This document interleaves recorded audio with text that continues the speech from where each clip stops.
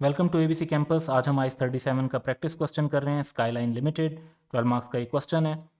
तो following information pertains to Skyline Limited for the financial year ended December 31, 2015। हमें 4 situations दी हुई हैं जिनको पे हमने एडवाइस करना है कंपनी को about the amount of provision that should be incorporated and the disclosure that are required to be made in the financial statement for the year ended December 31, 2015। तो वन बाय वन हम इसमें से हर situation को देखेंगे और question की requirement के मुताबिक उसको रिस्पॉन्ड करेंगे।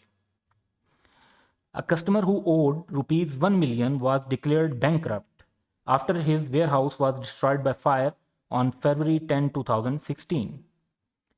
अब यहाँ पर जो है कस्टमर ओ करता था और बड़ा क्लियरली इवेंट जो है वो ईयर एंड के बाद हो रहा है जिसकी वजह से उसकी बैंक्रप्सी हुई है। It is expected that the customer would be able to recover 50% of the loss from the insurance company. तो ये वो उसका इशू है कि उसको कितने पैसे मिल सकेंगे। अब हमें यहाँ पर ये देखना है कि जो डेट है वो ईयर एंड पर एग्जिस्ट करता था, लेकिन बैंक्रप्सी जो है वो क्लियरली ईयर एंड के बाद अराइज हो रही है, तो इसको हम एक नॉन एडिस्टिंग इवेंट ट्रीट करेंगे। लेकिन अगर ये मटेरियल है तो इसका डिस्क्लोजर देना चाहिए, और डिस्क्लोजर जो हम देंगे उसमें नेचर ऑफ इवेंट और एस्टिमेट ऑफ फाइनेंशियल इफेक्ट देंगे।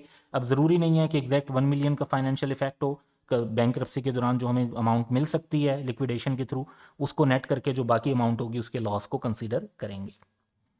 सेकंड सिचुएशन है कि an employ of SL forge the signatures of directors and made cash withdrawal of rupees 7.5 million from the bank. Of these, rupees 1.5 million were withdrawn before December 31, 2015। यानी 6 million जो हैं वो after year and withdraw किए गए। Investigation revealed that an employee of the bank was also involved, and therefore, under a settlement arrangement, the bank paid 60% of the amount to SL on January 27, 2016। तो year and के बाद हमें 60% of the amount bank से मिल गई है। अब पहली बात तो ये कि जो हमारी अमाउंट ईयर एंड से पहले विड्रॉ हुई है वो एडजस्टिंग इवेंट है, चाहे उसके बारे में हमें इंफॉर्मेशन और डिस्कवरी जो है वो ईयर एंड के बाद हुई है। तो 1.5 मिलियन की अमाउंट एडजस्टिंग इवेंट होगी, बेशक वो ईयर एंड के बाद डिस्कवर हो रही है। तो इन्फॉर्मेशन ईयर एंड के बाद मिली है, कंडीशन ईयर एंड पे एग्जिस्ट करती थी। क्योंकि 60% हमें सब्सिक्वेंटली इसमें रिकवर हो गया है, तो हमें जो लॉस रिकॉर्ड करना चाहिए वो सिर्फ 0.6 मिलियन का रिकॉर्ड करना चाहिए। That is 40% of this 1.5 million.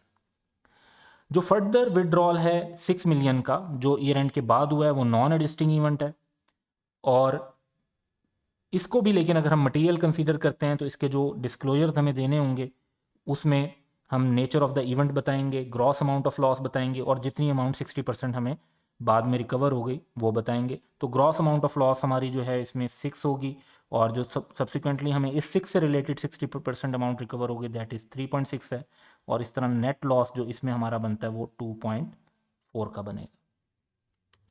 Third situation है कि SL has filed a claim against one of its vendors for supplying defective goods.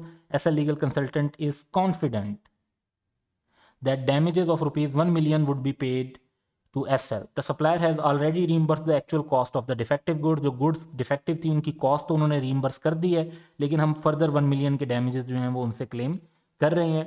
तो तब तक हमें कोई एसेट या इनकम रिकग्नाइज नहीं करनी चाहिए जब तक कि वो रियलाइज ना हो जाए, या जब तक कि वो वर्चुअली सर्टन ना हो कि रियलाइज हो जाएगी। तो इन दैट सिचुएशन तो हम उसको एसेट या इनकम रिकॉर्ड कर सकेंगे इफ़ वी से कि वो वर्चुअली सर्टन है कि हमें रियलाइज हो जाएगी। लेकिन अगर सिर्फ रिकवरी ऑफ डैमेजेस प्रोबेबल है, जो कि एटलीस्ट ये सिचुएशन नज़र आ रही है, क्योंकि कॉन्फिडेंट का मतलब या वर्चुअली सर्टन लिया जाएगा या एटलीस्ट प्रोबेबल लिया जाएगा, तो एसएल को फिर डिस्क्लोज करना चाहिए फाइनेंशियल स्टेटमेंट में कि कंटीजेंट एसेट की ब्रीफ डिस्क्रिप्शन और नेचर क्या है, और फाइनेंशियली इसका इफेक्ट क्या है, कि हमें कितने पैसे इसमें से 1 मिलियन में से मिल सकते हैं या सारे के सारे मिल सकते हैं, तो ये अमाउंट बताएंगे। लास्ट पार्ट है कि अ suit for infringement of patent seeking damages of rupees 2 million was filed by a third party. SL's legal consultant is of the opinion that an unfavorable outcome is most likely, यानी हमें पैसे देने पड़ेंगे। On the basis of past experience, he has advised that there is 60% probability that the amount of damages would be rupees 1 million and 40% likelihood that the amount would be rupees 1.5 million। तो इसमें हम अगर देखते हैं तो SL को provision जो बनानी चाहिए वो 1 मिलियन की बनानी चाहिए। 1 मिलियन क्यों? क्योंकि वो मोस्ट लाइकली आउटकम है। अगर इसमें हम अल्टरनेटिवली एक कैलकुलेशन करते और एक्सपेक्टेड वैल्यू कैलकुलेट करते लाइक 1 मिलियन का 60% और फिर उसमें ऐड कर देते 1.5 मिलियन का 40%, तो ये हमारी एक्सपेक्टेड वैल्यू होती।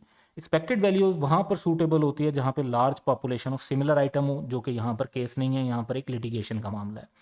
तो यहाँ पे प्रेजेंट ऑब्लिगेशन एग्जिस्ट करती है क्योंकि कॉपीराइट की इन्फ्रिंजमेंट जो है या पेटेंट की जो इन्फ्रिंजमेंट है वो ऑलरेडी हो चुकी है। उसके बाद ये कि जो ओपिनियन ऑफ लीगल कंसल्टेंट ये है कि हमें आउटफ्लो ऑफ रिसोर्सेज करना पड़ेगा, तो दैट इज़ प्रोबेबल। और रिलायबल एस्टिमेट भी हमारे पास अवेलेबल है जिसको हमने डिस्कस किया कि 1 मिलियन की अमाउंट बेस्ट एस्टिमेट है। तो इस प्रोविजन के लिए हमें जो फर्दर डिस्क्लोजर देने होंगे उसमें हम नेचर ऑफ ऑब्लिगेशन को डिस्कस करेंगे, हम expected timing of any settlement अगर हो सकती है तो उसको डिस्कस करेंगे, और जो अनसर्टेनिटीज सराउंड कर रही हैं इस प्रोविजन को उनको डिस्कस करेंगे। That's all for today. Have a good day.